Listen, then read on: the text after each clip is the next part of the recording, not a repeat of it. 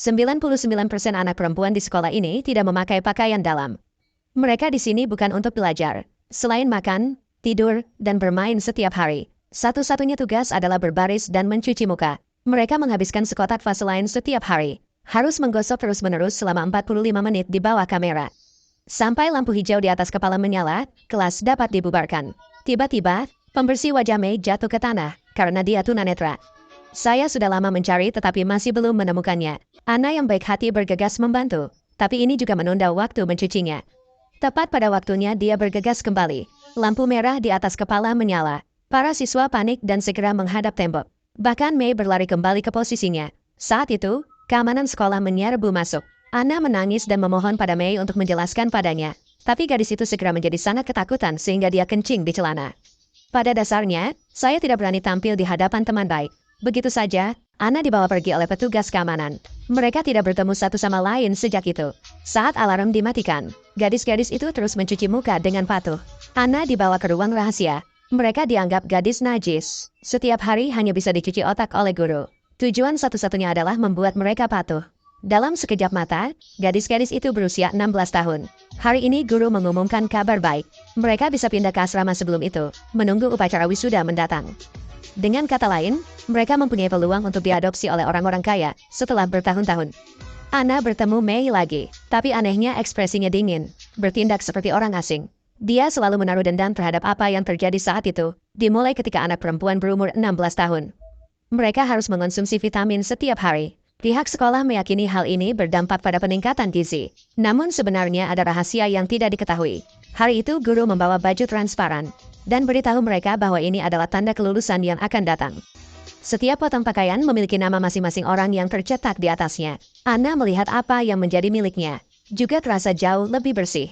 Kecuali Mei, gadis-gadis lain semuanya tersenyum. Di malam hari, para gadis mengenakan gaun rapi dan pergi tidur. Besok, Mei pergi menemui Ana. Dia dengan serius memperingatkan Ana, jangan mengonsumsi vitamin pada malam hari sebelum tidur. Ekspresi Ana dipenuhi kebingungan. Tapi saat Mei hendak melanjutkan berbicara, gadis lain masuk, bawa Ana pergi secara langsung. Segera tiba waktunya untuk minum obat. Gadis-gadis itu meminum obat mereka di bawah pengawasan seperti biasa. Ekspresi Ana penuh keraguan, tapi dia tetap meminum pilnya. Taruh di mulut Anda di depan kamera. Lalu dia pergi ke kamar mandi. Ludahkan secara diam-diam. Ana tidak mengetahui konsekuensi melakukan hal ini. Dia merasa khawatir. Namun, pada malam hari, setelah semua orang pergi tidur, Ana menemukan sesuatu yang tidak biasa. Dia ingin mengucapkan selamat malam pada gadis di sebelahnya, tapi pihak lain tidak merespon. Seluruh asrama senyap seperti hantu. Saat ini, Mei datang, ceritakan padanya tentang apa yang disebut vitamin. Ini sebenarnya adalah obat tidur, dan beritahu dia jika ada yang masuk, harus berpura-pura sedang tidur. Ana hanya ingin bertanya padanya, namun tiba-tiba terdengar langkah kaki di luar pintu. Mei berlari kembali ke tempat tidur karena ketakutan. Ana juga berpura-pura tidur nyenyak. Dengan sangat cepat guru itu membawa dua penjaga keamanan. Mereka membawa Ana dan gadis lain yang berpura-pura tertidur. Keduanya dibawa ke ruangan yang indah. Penjaga keamanan menempatkan mereka dalam posisi yang anggun. Kemudian keluar dari ruangan. Ana membuka matanya lagi. Dia mencoba membangunkan gadis di sebelahnya. Tapi ruangan itu tiba-tiba terbuka. Kemudian sepasang suami istri tua masuk. Guru memperkenalkan kekuatan mereka kepada kedua orang tersebut. Pria itu sangat senang setelah mendengarnya. Penuh pujian atas penampilan cantik Ana, sang istri memandang dirinya sendiri dengan kerutan di wajahnya, mau tidak mau merasa cemburu. Ternyata inilah yang disebut sekolah.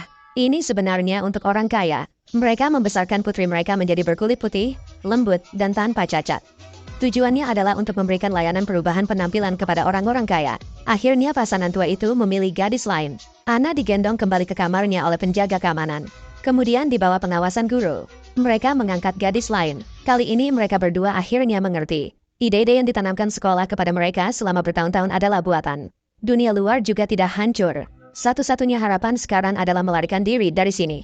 Ketika Mei menyarankan untuk melarikan diri, tiba-tiba pintu terbuka lagi. Keduanya segera kembali ke tempat tidur dan berpura-pura tidur. Yang tidak mereka duga adalah, kali ini pihak keamanan membawa Mei pergi. Ana mengikuti dengan gugup. Dia perlahan membuka pintu. Lorong-lorong sepi. Sangat sepi hingga menakutkan. Gadis itu mengerahkan seluruh keberaniannya dan berlari keluar. Tapi kemudian guru itu tiba-tiba keluar. Untungnya, Ana lolos tepat waktu. Tunggu sampai guru pergi. Dia buru-buru mengejarnya, tapi pintu di sini sudah lama terkunci. Tidak dapat dibuka tanpa kartu kunci.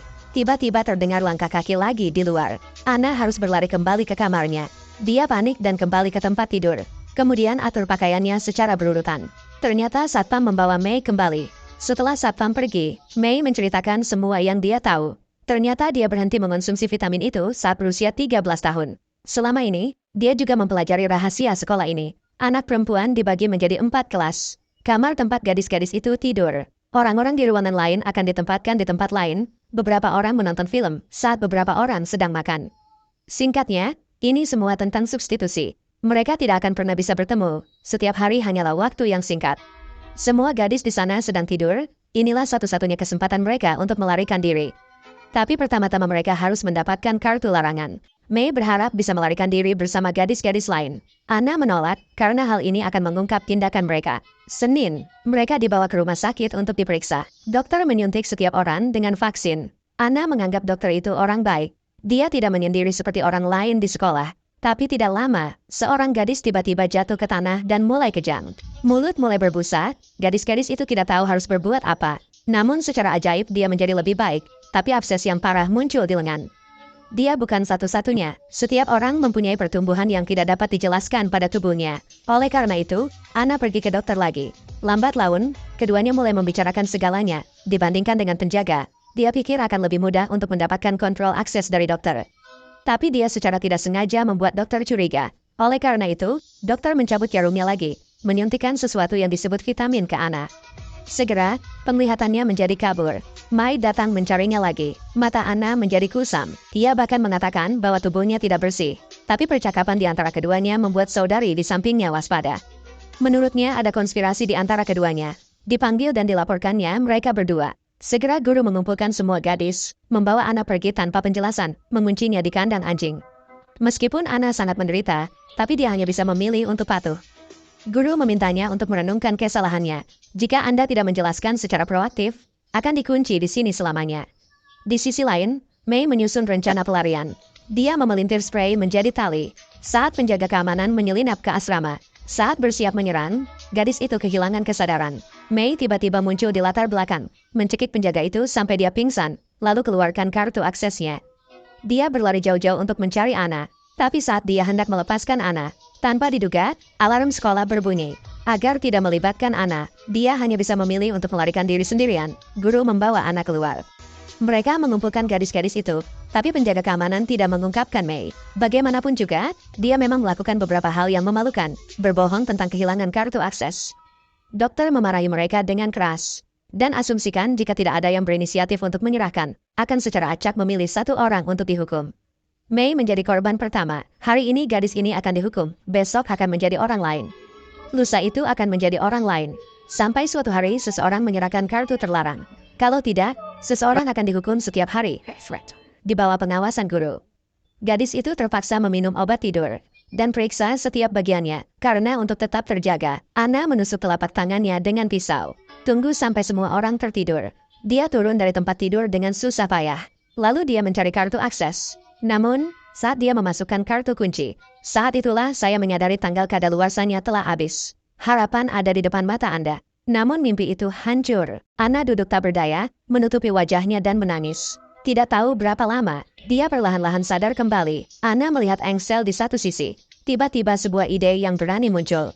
Dia dengan hati-hati memasukkan kartu pintu ke dalam sekrup. Saya tidak menyangka bisa membuka sekrupnya.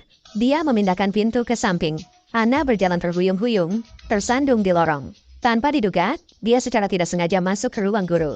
Guru itu meminum obat tidur dan bergegas menghampirinya. Tanpa diduga, Anna kemudian membuatnya pingsan.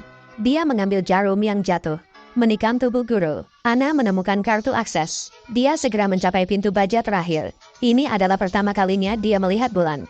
Namun, ketika dihadapkan pada kebebasan, Anna ragu-ragu lagi. Dia berlari ke bawah lagi. Segera temukan ruang bawah tanah. Di dalamnya ada sangkar besi yang padat. Mei dikurung di sel terdalam. Dia membuka pintu dengan kartu aksesnya.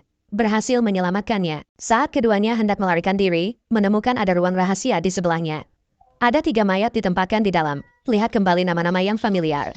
Mereka perlahan membuka tas itu, keduanya berteriak bersamaan. Ternyata gadis-gadis itu dibawa pergi. Kulitnya sudah terkelupas, menjadi mayat bayangan. Layar di dalam ruangan menyala. Ternyata ini sama sekali bukan sekolah. Itulah yang mendasari perubahan penampilan agar orang kaya bisa awet muda selamanya. Para gadis adalah produk mereka. Mei membangunkan semua gadis, katakan yang sebenarnya kepada mereka, tapi mereka telah dicuci otaknya secara mendalam. Mereka tidak percaya apa yang dikatakan Mei. Pada saat kritis, Anna menangkap gurunya, angkat rambutnya. Setelah melihat bekas luka di punggungnya, semua orang akhirnya mempercayai semuanya. Siswa perempuan yang marah itu memunci gurunya di dalam kandang anjing. Kemudian mereka sampai di jalan besar terakhir. Tanpa diduga, komputer memicu alarm segera setelah dibuka. Gadis-gadis itu lari ketakutan, tapi ada terlalu banyak orang. Dengan sangat cepat, dia ditemukan oleh penjaga keamanan. Mereka dipisahkan dari gadis-gadis lain. Pada awalnya, Anda hanya bisa bersembunyi di dalam rumah. Saat ini dokter juga datang. Ternyata dialah bosnya di sini. Dokter ingin memancing Anna keluar, karena wajahnya sudah dipesan. Gadis itu juga mengetahui rencana dokter. Dia dengan bersemangat memegang pisau bedah. Tu menghancurkan wajahnya sendiri. Setelah melihat wajah-wajah tak berguna ini, dokter menyesal saat dia hendak berbalik dan pergi. Namun dihentikan oleh dua penjaga keamanan. Ternyata dokter hanyalah pion orang kaya. Tidak tahu berapa lama, pintu baja dibuka paksa. Polisi menerima laporan dari gadis-gadis lain. Berhasil menyelamatkan dua orang terakhir.